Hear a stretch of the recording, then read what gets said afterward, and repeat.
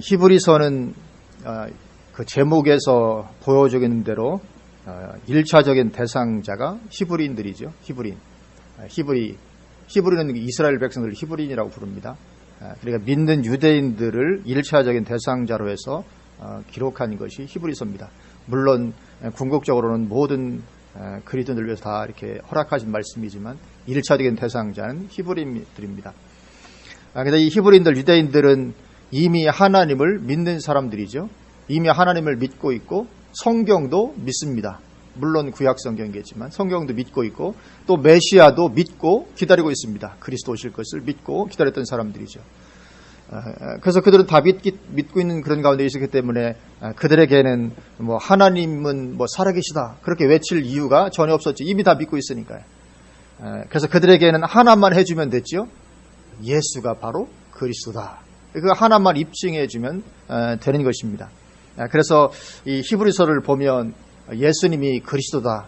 이 논증이 많이 나오고 있는 것을 보게 됩니다. 왜 예수님이 그리스도신지, 그리스도로 오셔서 무엇을 하셨는지, 예수님이 바로 그 구약 성경에서 예언했던 그 바로 메시아다.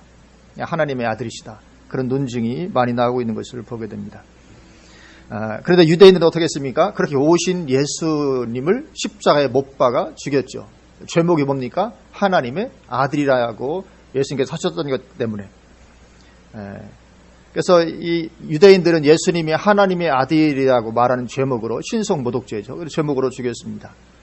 그래서 히브리서 1장은 그리스도가 하나님의 아들이심을 강조함으로 시작을 하고 있습니다. 너희들은 예수님이 하나님의 아들이라는 것 때문에 죽였지만 그러나 그리스도는 하나님의 아들이다. 우리가 지난주 봤던 1장에서 하는 말이 요지가 그거였죠. 천사들과 비교하면서 그분은 하나님의 아들이시다. 그리고 오늘 본문인 2장으로 돌아와서는 그 하나님의 아들이 잠깐 천사보다 못한 인간이 되셔야 했음을 논증하고 있습니다. 그래서 예수님은 인간이시지만 하나님의 아들이시라는 거죠. 오늘 본문에서 하나님의 아들이신 예수님이 인간이 되신 것, 그것을 말씀을 하고 있습니다. 그래서 1장과 2장 합쳐서 보면 어떤 것이냐면 예수님은 완전한 하나님이시면서 또 완전한 인간이다 그거죠. 하나님의 아들은 하나님의 뜻이죠. 예수님은 완전한 하나님이시면서 완전한 신이시면서 동시에 완전한 인간이다. 우리가 이것을 신학적인 용어로 신성과 인성 그렇게 말하죠. 예수님은 완전한 하나님이시고 예수님은 또 완전한 인간이십니다. 그래서 이 둘 중에 하나를 부인하면 이단이 됩니다. 어떻게 하나님이시면서 인간일 수가 있어? 어떻게 인간이면서 하나님일 수 있어? 이것을 부인하면 이제 이단이 되는 것입니다. 초대교회 영지주의자들도 그걸 부인했었죠. 그리고 오늘날도 여호와의 증인들은 예수님이 하나님이 아니라고 말합니다. 예수님이 인간이다. 예수님의 신성을 여호와의 증인들은 부인합니다. 근데 그렇게 예수님의 신성을 부인하는 게 그 여호와의 증인들만 그런 게 아닙니다. 오늘날 소위 자유주의 신학이라고 말하는 현대 신학이라고도 하고 같은 말입니다. 현대 신학하면 결국은 자유주의 신학을 가리키는 것인데 오늘날 자유주의 신학에서도 예수님의 신성을 부인하는 경향이 아주 강합니다. 그래서 자유주의라는 말 벌써 제가 여러 번 말씀을 드렸던 건데 이 자유주의가 뭐냐면 성경의 권위로부터의 자유죠. 특별히 이제 17세기, 18세기 그 계몽주의가 일어나면서 인간의 이성이 위대하다. 인간의 이성이 위대하니까 인간의 이성으로 성경을 다시 보면서 비판하기 시작했죠. 비평. 그래서 이제 그러면서 성경의 권위에서부터 벗어나고. 그래서 예를 들면 마태복음이나 마가복음이나 다 그것을 쓴 사람들, 그것을 기록한 사람들의 어떤 신앙적인 고백이지 진리가 아니다. 이제 자유주의에서 그렇게 하는 거거든요. 오늘 현대신학에서. 그러면서 성경에 기록된 예수도 실제가 아니다 이거죠. 신앙의 고백이지. 그래서 그 예수님의 신성을 자연히 부여하는 흔히 하는 말이 이제 역사적 예수. 역사적 예수가 뭐냐? 이 성경에서 말하는 것은 역사적 예수가 아니고 그들의 쓴 사람들의 어떤 신앙적인 고백 안에 예수가 있으니까 역사적 예수가 아니라는 거죠. 그래서 그런 것을 신앙적인 면을 다 제거하고 실제 역사적 예수를 탐구하자. 그러면서 거기에서 이제 그 예수님의 신성을 부인하는 이런 일들이 일어나게 되고, 사실은 그래서 종교다원주의가 가능해집니다. 성경을 하나님의 말씀으로 다 받아들이면 종교다원주의는 가능하지 않습니다. 왜냐하면 성경은 다른 이로서는 구원을 받을 수 없나니, 천하인간의 구원받을 만한 다른 일을 우리에게 주신 일이 없다, 명백하게 말씀하거든요. 그러나 그것은 당시의 어떤 신앙의 고백이 진리가 아니야, 진리의 어떤 상대와 이것이 이루어지니까 거기서 이 종교다원주의가 생겨나게 되는 거죠. 아니다, 다른 것도, 그건 성경 기록한 사람들이 그렇게 기록한 것이지 실제로는 예수 외에도 구원이 있다, 이렇게 이제 되는 거예요, 종교다원주의가. 그러나 우리는 예수님이 하나님이시면서 동시에 인간이셨다, 이 둘 중에 하나를 부인하면 이제 이단이 되는 것이죠. 그래서 우리는 성경을 하나님 말씀으로 믿어야 됩니다. 완전한 하나님의 말씀으로. 성경이 하나님의 말씀으로 믿어지지 않으면 우리의 신앙의 기준 자체가 없어져 버리는 것입니다. 그래서 2장에서도 계속 천사들과 비교하면서 그렇게 말씀을 하고 있습니다. 오늘 본문을 보면, 오늘 본문이 2장 5절부터인데요. 하나님이 우리가 말하는 바 장차 올 세상을 천사들에게 복종하게 하심이 아니니라. 이 천사들 얘기를 하는데, 이 장차 올 세상, 이 장차 올 세상이 있다는 거죠. 근데 성경 이것을 얼마나 자주 말하는지 모릅니다. 예수님도 얼마나 많이 말씀하셨습니까? 장차 올 세상에 대해서. 서신서도 마찬가지고, 베드로 이 때를 바라보고 사모하고 기다리라. 성경 전체가 이 장차 올 세상을 얼마나 많이 자주 말하는지 모릅니다. 그러나 오늘날 사실 이 장차 올 세상이 교회 안에서도 별로 말이 안 되고 있습니다. 이 세상을 어떻게 승리할 것이냐, 이런 말은 많이 하지만 장차 올 세상에 들어가는 그런 부분들을 많이 말을 하고 있지 않습니다. 그러나 성경은 이 장차 올 세상에 대해서 대단히 말을 많이 하고, 지금 현재 세상 이 삶은 아무것도 아니다, 이 장차 올 세상 이게 중요한 것이지, 그래서 이걸 다 팔아서라도 사야 되는 것이 이것이다. 그죠? 밭에 감춘 보화에서처럼 이와 같이 그 밭에 감춘 보화를 발견한 사람, 자기의 모든 소유를 다 팔아 그 밭을 사느니라. 뭐가 그거 같다고요? 장차 올 세상이 그거 같다. 그래서 이 장차 올 세상, 우리가 거기에 정말 온 마음을 두고 살아가게 될 줄로 믿습니다. 근데 이 장차 올 세상인데, 장차 올 세상, 예수님의 재림으로 말미암아 이루어질 세상을 천사들에게 복종하게 하심이 아니라 이거죠. 당연하겠죠. 장차 올 세상을 천사들이 다스리고 통치하는 게 아닙니다. 그럼 누가 한다고요? 그리스도가, 하나님의 아들이 다스리고 통치하게 될 거라, 그런 말씀을 하는 것입니다. 이 장차 올 세상의 주인은 예수님이십니다. 그것을 말씀하는 거죠. 그러면서 6절, 그러나 누구인가가 어디에서 증언하여 이르되 사람이 무엇이기에 주께서 그를 생각하시며 인자가 무엇이기에 주께서 그를 돌보시나이까. 그를 잠시 동안 천사보다 못하게 하시며 영광과 존귀로 관을 씌우시며 만물을 그 발 아래에 복종하게 하셨느니라. 이 말씀은 시편 8편에 나오는 말씀입니다. 시편 8편 4절부터 6절까지 말씀인데, 이 사람이 무엇이기에, 인자가 무엇이기에, 이 다윗의 시인데, 다윗이 하나님이 사람을 얼마나 위대하게 창조하시는지 그 생각을 하면서 감동에 겨워서 지은 시가 시편 8편이거든요. 야, 사람을 보니까 얼마나 이 사람이 위대한지, 우리 사람을 그렇게 위대하게 지으셨군요. 다윗이 감격하는데, 그런데 오늘 히브리서 기자는 뭐라고 말하냐면 이 말씀을 예수님에게 적용합니다. 그리고 여기 사람, 여기 인자가 바로 예수님을 가리키는 것이다. 지난주에도 말씀을 드렸지만 우리가 그래서 성경을 해석할 때 이런 부분들, 성경은 항상 이중적인 구조를 많이 가지고 있습니다. 하나를 말하면서 동시에 다른 걸 두 개를 동시에 같이 섞어서 말하는. 그래서 이 시편 8편도 분명히 다윗은 사람에 대해서 말했다고 말을 하고 있는데, 거기에 하나님은 예수님의 모습을 거기에 더 이렇게 이중적으로 넣어서 예언하게 했던 거죠. 말씀하게 했던 것입니다. 그래서 여기 사람이 무엇이기에 주께서 그를 생각하시며 인자가 무엇이기에, 여기 인자라는 말이 나오는데, 인자가 성경에 자주 등장하죠. 예수님도 당신을 인자라고 부르시고, 인자가 뭐냐면 글자가 들어 사람의 아들이거든요. 사람의 아들. 근데 이 사람의 아들, 무엇의 아들이라는 것은 이 히브리어의 관용적인 표현입니다. 무엇의 아들이라는 것은 그것의 속성을 가리키는 히브리 관용적인 표현입니다. 그래서 그러니까 이 인자면 사람의 아들이니까 사람의 속성을 가진 자, 그런 뜻이죠. 사람의 속성을 가진 자. 결국은 뭡니까? 사람이죠, 사람. 그래서 인자는 특별히 우리가 뭔가 해석할 필요는 없고 그냥 사람입니다. 반복하는 거죠. 사람 인자. 그래서 사람이 무엇이기에 주께서 그를 생각하시며 인자가 무엇이기에 주께서 그를 돌보시나이까. 하나님 우리를 그렇게 생각까지 우리를 돌보신 줄로 믿습니다. 하나님께서 사람을 위대하게 주셨죠.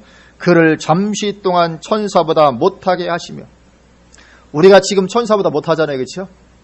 우리가 지금 천사보다 못합니다. 왜냐하면 천사보다 못하다는 것은 우리의 유한한 육체를 가지고 있기 때문에 그렇습니다. 육체를 가지고 있으니까 천사들은 아프지도 않을 텐데 우리는 아프죠. 질병이 있고 고통이 있고 그리고 어떤 시공의 어떤 한계를 가지고 있습니다. 어떤 그런 연약함이 있죠. 육체를 가지고 있기 때문에.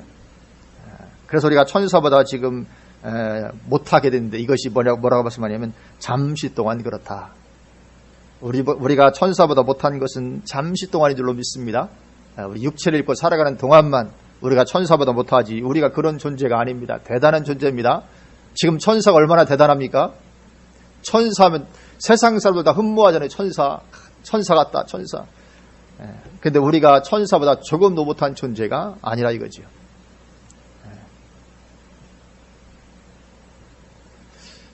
옆에 사람 천사처럼 보입니까? 우리가 천사보다 더 위대한, 하여튼 천사든 최소한 천사보다 못하지 않은 그런 하나님의 놀라운 창조물인 줄로 믿습니다. 잠시 동안 천사보다 못하게 하시며 영광과 존귀로 관을 씌우시며 하나님께서 우리를 그렇게 지으셨습니다. 또 만물을 그 발 아래 복종하게 하셨느니라. 근데 이것이 우리를 그렇게 지으셨는데 지금 현재 이것이 완전하게 되어 있지는 않습니다. 왜냐하면 아담 우리 할아버지라고 해야 되나? 이 죄를 지어서 이게 우리가 지금 이걸 누리지 못합니다. 영광과 존귀도 그러하고 여기 만물을 그 발 아래 복종하도록 지으셨고 그렇게 되어야 되는데 만물이 우리에게 복종하지 않잖아요. 태풍 한 번만 불어도 난리가 납니다. 작은 모기조차도 우리에게 복종하지 않고 와서 피를 빨아먹잖아요. 지금 현재 우리가 이걸 완전하게 누리지는 못하는 가운데 있습니다. 이 죄 때문에.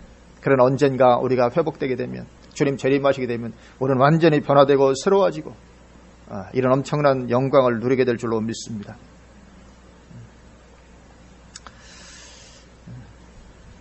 어떤 자긍심을 가져도 될 줄로 믿습니다. 우리가 참 위대한 하나님의 자녀들입니다. 근데 그것이 우리만 그런 게 아니라 예수님이 바로 이렇게 되셨다. 그걸 지금 말씀하고 있는 거죠. 오늘 히브리서에서는 8절 만물을 그 발 아래 복종하게 하셨느니라 하였으니 만물로 그에게 복종하게 하셨은즉 복종하지 않은 것이 하나도 없어야 하겠으나 지금 우리가 만물이 아직 그에게 여기 그 예수님이죠. 그에게 복종하고 있는 것을 보지 못하고 그래서 하여튼 죄와 사탄이 존재하는 한은 이게 안 됩니다. 죄가 존재하고 사탄이 존재하는 한은 우리가 완전히 복종하게 안 되는 거죠. 그래서 주님 재림하시므로 말미암아 죄와 사탄을 결박하면 이제 천년왕국에서는 우리가 이것을 완전하게 누리게 되는 것이죠. 9절 오직 우리가 천사들보다 잠시 동안 못하게 하심을 입은 자 예수님을 가리킵니다. 곧 죽음의 고난받으심으로 말미암아 영광과 존귀로 관을 쓰신 예수를 보니 예수님이 그렇게 잠시 동안 천사보다 못하게 인간의 육체를 입으시기 때문에 오셨습니다. 천사보다 못하겠다는 게 육체를 갖다 그런 의미인 거죠. 이 육체를 가지시고 옷 때문에 오셔서 죽음의 고난을 받으시게 됩니다. 천사는 죽음의 고난 받지 않습니다. 근데 이 인간이 몸을 입으시고 오셔서 죽음의 고난 받으심으로 말미암아서 영광과 존귀로 관을 쓰셨습니다. 하나님 보좌 우편에 올라가셨죠. 죽으시고 부활하시고 승천해서 하나님 보좌 우편에 올라가서 영광과 존귀로 관을 쓰셨습니다.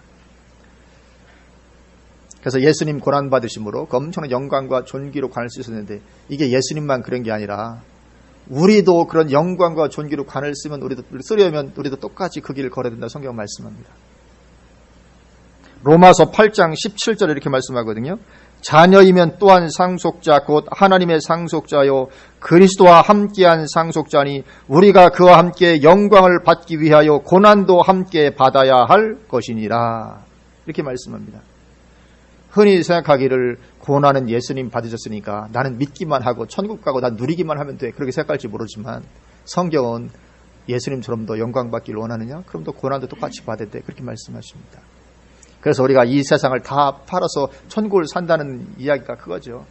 이 세상엔 어떤 고난 능히 감당하고 소망에서 누릴 그것을 바라보고 나아가겠다, 그것을 말씀을 하는 것입니다. 그렇게 주님 죽음의 고난 받으심으로 말미암아 영광과 존귀로 관할 수 있었는데 그 예수를 보니 이를 행하심은 하나님의 은혜로 말미암아 모든 사람을 위하여 죽음을 맛보려 하심이라. 우리를 구원하기 위해서 그렇게 죽는 자리에 들어가셨다, 그거죠. 10절 그러므로 만물이 그를 위하고 또한 그로 말미암은 이가 많은 아들들을 이끌어 영광에 들어가게 하신 이래 그들의 구원의 창시자를 고난을 통하여 온전하게 하심이 합당하도다. 여기 보면 10절 만물이 그를 위하고 또한 그로 말미암은 이 하나님을 가리킬 때 성경이 흔히 쓰는 표현입니다.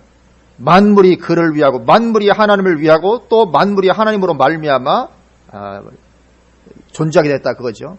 만물의 근원자 하나님. 그렇게 만물이 그를 위하고 또한 그로 말미암아서 이게 생겨나게 됐는데 그 하나님께서 많은 아들들을 이끌어 영광에 들어가게 하신 이래. 여기 많은 아들들은 우리를 가리킵니다. 그 모두들을 그렇게 이끌어서 영광에 들어가게 하신 이래 그들의 구원의 창시자 누굽니까? 예수님이죠. 구원의 맏아들 되신, 구원의 창시자 되신 그 창시자를 고난을 통하여 온전하게 하심이 합당하다, 이거죠. 고난이 예수님께서 고난 당하실 이유가 없는데 고난 당하심으로 우리를 영광에 들어가게 하심이 합당하다, 이거죠. 거룩하게 하시는 이와 11절 이 거룩하게 하신 이 예수님을 가리킵니다. 그리스도. 거룩하게 하신 이와 거룩하게 함을 입은 자들이 우리죠. 그리스도와 우리가 다 한 근원에서 났다, 이렇게 말씀합니다. 예수님도 하나님으로부터, 우리도 하나님으로부터 다 아버지가 하나님이십니다. 예수님도 하나님 아버지라고 부르고 우리도 아버지라고 부릅니다. 그럼 예수님과 우리하고 촌수가 어떻게 됩니까? 형제가 되죠. 형제, 그죠? 예수님도 하나님을 아버지라고 부르고 우리도 하나님 아버지라고 부르고 예수님과 우리는 형제다. 형제. 그걸 지금 그 말씀하는 거죠. 다 한 근원에서 난지라 그러므로 형제라 부르시기를 부끄러워하지 아니하시고, 하나님 예수님 우리를 형제라 부르기를 부끄러워하지 아니하신다, 그렇게 말씀하십니다. 이르시되 내가 주의 이름을 내 형제들에게 선포하고 내가 주를 교회 중에서 찬송하리라 하셨으며, 이 12절 이 말씀은 시편 22편 말씀입니다. 시편 22편에 나오는 말씀입니다. 이 시편 22편은 메시아 예언시라고 일컬어지는 시입니다. 메시아에 대해서 굉장히 예언을 잘 해놓고 있는 그런 시편입니다. 그래서 여기 내는 메시아입니다. 그리스도입니다. 메시아 그리스도께서 주의 이름을 내 형제들에게 선포하고 내가 주를 교회 중에 찬송하라. 여기 형제, 교회 다 우리를 가리키는 거죠. 여기 교회 회중인, 10편 22편에는 회중이라고 되어 있는데 헬라어로 에클레시아, 교회죠. 그래서 교회로 번역하고 있습니다. 그렇게 주님은 우리를 형제로 부르신다는 거지, 예수님은. 왜요? 예수님도 우리처럼 똑같이 육체를 입고 오셨으니까, 하나님으로부터 나서 우리와 형제가 되는 거죠. 맏아들이 되시는 것입니다, 예수님께서. 13절 또다시 내가 그를 의지하리라 하시고 또다시 볼지어다 나와 및 하나님께서 내게 주신 자녀라 하셨으니, 결국 예수님께서 인간이 되셨다는 그 말인 거죠. 14절 자녀들은 혈과 육에 속하였으며, 하나님의 자녀인 우리들 혈과 육을 가지고 있습니다. 영적인 존재가 아니라 혈과 육을 가지고 있습니다. 혈과 육에 속하였으며 그도 예수님도 또한 같은 모양으로 혈과 육을 함께 지니심은 죽음을 통하여 죽음의 세력을 잡으자 곧 마귀를 멸하시며. 그래서 우리가 그렇게 혈과 육에 속했는데 그처럼 똑같이 예수님도 같은 모양으로 혈과 육에 속하셨다. 하나님이시지만 인간이 되셨다. 그러나 유대인들은 그래서 그것 때문에 예수님을 죽였잖아요. 네가 인간의 몸을 가지고 있으면서 하나님의 아들이라고. 너는 신성을 못 얻겠다. 참남하다. 죽어야 된다. 그런데 오늘 본문은 뭡니까? 반드시 그렇게 돼야 된다는 것이죠. 하나님의 아들이 반드시 인간의 몸을 입으셔야 된다. 그래야 우리와 똑같이 되고, 그러나 죄는 없기 때문에 우리의 죄를 짊어질 수가 있고, 그래서 십자가에 죽으심으로 우리 죄가 사질 수 있는 것이다. 그래서 하나님의 아들은 반드시 인간의 몸을 입으시고 오셨어야만 되는 것이다. 그걸 논증하고 있는 것입니다. 그래서 그렇게 인간의 몸을 집으셨는데, 인간의 혈과 육을 함께 지니셨는데, 그래서 왜냐하면 죽음을 통하여 그래야 죽을 수 있으니까요. 그렇게 죽은 것으로 말미암아서 죽음의 세력을 잡아자 마귀를 멸할 수 있기 때문에, 이 마귀, 이 죽음의 세력을 잡아자 이 마귀, 원래 이 마귀가 권세가 없었는데 이 죄로 인해 주어진 것이었죠. 아담과 하와가 죄를 지었을 때 죄로 인해서 마귀가 권세를 가지게 됐습니다. 그런데 예수님의 십자가의 죽으심으로 말미암아 죄가 해결되죠. 그럼 어떻게 됩니까? 마귀의 권세는 당연히 사라질 수밖에 없죠. 죄로 인해서 권세를 가지게 되는데 죄 문제 해결됐다. 그럼 마귀의 권세는 멸할 수밖에 없는 것입니다. 그래서 마귀의 권세가 멸해지게 됐다. 그것을 말씀하는 거죠. 그래서 여기 마귀를 멸하시며, 이 멸하시는 것은 마귀가 뭐 죽었다 그런 말이 아니고, 이 멸하시며 헬라어 원어가 카타르게오라는 단어입니다. 카타르게오. 이 카타르게오는 힘을 쓰지 못하게 하다, 효력이 없어지게 하다, 그런 뜻입니다. 그래서 이 마귀를 멸하시는 이것은 마귀가 힘을 쓰지 못하게, 마귀의 어떤 그 효력이 없어지게, 권세가 없어지게 하셨다, 그런 말씀이거든요. 그래서 마귀는 지금 효력이 없습니다. 힘을 쓰지 못합니다. 누구에게요? 죄 문제 해결받은 사람에게. 누구에게요? 하나님의 자녀들에게. 그래서 죄 문제 해결받고 하나님의 자녀가 된 사람들에게는 마귀가 힘을 쓰지 못하는 것입니다. 그래서 뭐라고 말합니까? 요한 사도는 뭐라고 말합니까? 악한 자가 저를 건드리지도 못하니, 이렇게 말씀하잖아요. 내가 하나님의 자녀이기 때문에 마귀가 나를 어찌하지 못하는 것입니다. 세상 사람들은 무당집만 가도 무서워하잖아요. 우리는 전혀 무서워할 이유가 없습니다. 내가 구원받은 것이 분명하다면 마귀는 나를 어찌하지 못합니다. 왜냐하면 우리 아버지가 하나님인데요. 아버지의 허락 없이 자식을 어떻게 건듭니까? 타인이. 가능하지 않습니다.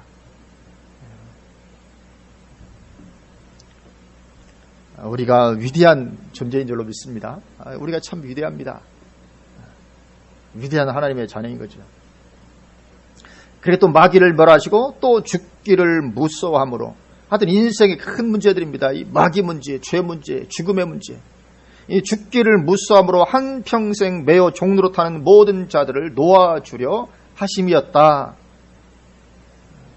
이 죽기를 무서워하는 것도 원래는 없었던 것입니다. 이것도 타락으로 말미암아 오게 된 것이죠. 타락 이전에는 죽음이라는 게 없었으니까요. 타락으로 말미암아 이 죽음의 문제가 오게 되는데, 그래서 죽기를 무서워하는데, 사람들이 얼마나 이 죽기를 무서워하는지요. 이것보다 더 무서워하는 게 없습니다. 그래서 자기의 생명에 어떤 위협이 될 것 같으면 모든 걸 다 포기하잖아요. 얼마나 죽기를 무서워하는지 모릅니다. 그래서 거기에 매어서 종로 탑니다. 죽음의 종로로 탑니다. 하여튼 죽지 않으려고 발버둥을 치는 거죠. 안 죽으려고. 어떻게 해서든지 안 죽으려고. 근데 그 문제가 예수 안에서 우리가 어떻게 해결됐다는 것입니다. 그래서 우리는 죽음을 무서워하지 않습니다. 정말 거듭난 하나님의 자녀는 죽음 무서워하지 않습니다. 순교당할 상황이 되면 기꺼이 순교합니다. 왜냐하면 죽음 무서워할 이유가 없으니까요. 죽으면 그 순간 우리는 하나님 나라 들어가는 것이죠. 무덤으로 들어가기 이전에 우리 영혼이 먼저 하나님 나라 가는 것입니다. 그래서 죽기를 무서워하면 우리 믿음을 돌아봐야 됩니다. 우리는 죽기를 무서워할 자들이 아닙니다. 왜냐하면 그걸 놓아주려 하셨다고요. 주님께서 십자가에서 죽으심으로. 그래서 우리는 더 이상 죽기를 무서워하지 않는데, 이게 참 특별히 요즘에 선교지에서 자꾸 순교 못하게 하느냐고 이렇게 하는데 안타까움이 큽니다. 조금만 더 많이 순교하면 선교지 문 활짝 열릴 텐데, 사실 순교자 몇 명 더 생기면 얼마나 선교가 불을 일어나겠습니까? 사실은 그런 측면이 있는 것인데, 선교사로 나가서 순교하는 것이 얼마나 엄청난 영광인데 그걸 죽기를 무서워해서 이렇게 매어서 이렇게 하는지 굉장히 안타까움이 있습니다.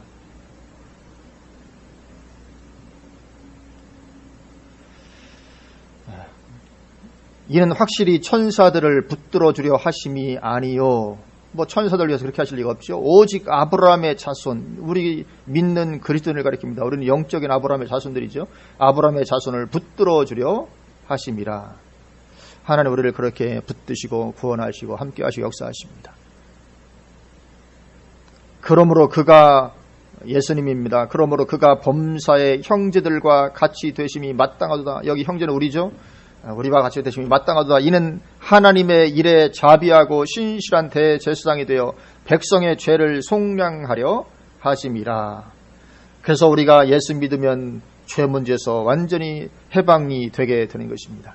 그래서 우리가 이 자유함을 누리게 되시기를 주님의 이름으로 축원을 드립니다. 죄에서 우리는 자유합니다. 죽음에서도 자유합니다. 사탄으로부터도 자유합니다. 우리는 얼마든지 자유가 설 수 있습니다. 사탄이 우리를 어찌할 수 없고 죽음이 우리를 어찌할 수 없습니다. 우리는 예수님의 피로 말미암아 죄에서 구속받았습니다. 그리고 18절 그가 시험을 받아 고난을 당하셨은즉, 오늘 오전에도 시험 받는 얘기 광해 시험 본문이었었는데요. 시험을 받아 고난을 당하셨은즉 시험 받는 자들을 능히 도우실 수 있느니라. 이건 우리가 예수님의 십자가로 말미암아 구원받은 것에 더해서 뭐라고 할까요? 플러스 알파? 뭐 그런 겁니다. 보너스 같은 거.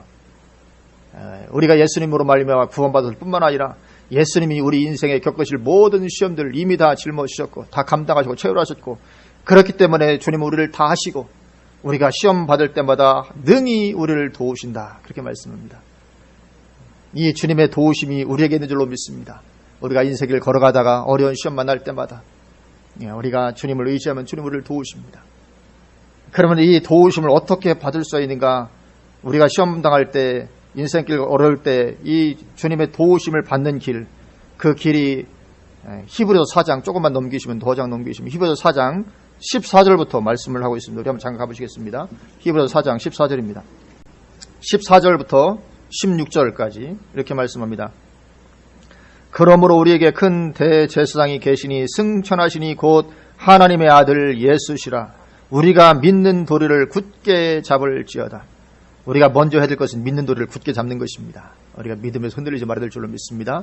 믿는 도리를 굳게 잡을지어다. 우리에게 있는 대제사장은 우리의 연약함을 동정하지 못하실 리가 아니요 모든 일에 우리와 똑같이 시험을 받으신 이로도의 죄는 없으시니라. 오늘 본문에서 말씀한 것처럼 우리가 똑같이 시험 받았다고 말씀하죠. 그래서 시험 받은 우리를 도울 수 있습니다. 16절 그러므로 우리는 긍휼하심을 받고 때를 따라 돕는 은혜를 얻기 위하여, 이 때를 따라 돕는 은혜가 있습니다. 때를 따라 돕는 은혜. 여기 때를 따라가 히브리 원어로 보면 육하이론이라는 단어입니다. 육하이론. 이 때를 따라 돕는다는 게 뭔가, 육하이론인데 여기 유는 옳다, 옳은, 좋은 그런 뜻이거든요. 옳은, 좋은. 그리고 카이론은 이 카이로스라는 단어. 아시죠? 시간. 크로노스와 카이로스. 이 크로노스는 일반적인 시간이고 카이로스는 하나님의 그 시간. 어떤 그 시간을 말하는 거죠. 그래서 그 합쳐져서 유카이론입니다. 옳은, 그리고 하나님이 정하신 그 시간. 그러니까 뭐냐면 이건 적절한 때, 적절한 시기, 정확한 그 시기, 그 시기에 그러니까 우리에게 하나님의 도우심이 필요한 그때가 있잖아요. 그때가 지나가 버리면 소용이 없지 않습니까? 그죠? 그때가 지나가기 소용이 없는데 바로 그 시간에, 정말 가장 정확한 시간에, 가장 적절한 때에 하나님의 도우심을 받아야 될 그때 도우심을 받기 위하여, 그런 거죠. 그 때를 따라 돕는 것이 그런 뜻입니다. 그 때를 따라 돕는 은혜를 얻기 위하여 은혜의 보좌 앞에 담대히 나아갈 것이니라. 그렇게 말씀합니다. 하나님의 보좌는 물론 위험스러운 보좌이기도 합니다. 그러나 예수 믿는 우리가 하나님의 자녀가 된 우리, 그 하나님의 보좌는 은혜의 보좌가 된 것이죠. 은혜의 보좌가 된 것입니다. 그래서 그 은혜의 보좌 앞에 담대히 나아갈 것이라. 그러면 우리가 때를 따라 돕는 은혜를 얻습니다. 시험 당할 때마다 주님께서 이미 다 겪으셨기 때문에, 다 아시기 때문에 우리를 도우시는데, 그래서 우리가 은혜의 보좌 앞에 담대히 나아가면 주님은 그렇게 우리를 때를 따라 도우시고 이끄시고 인도하신다는 거죠.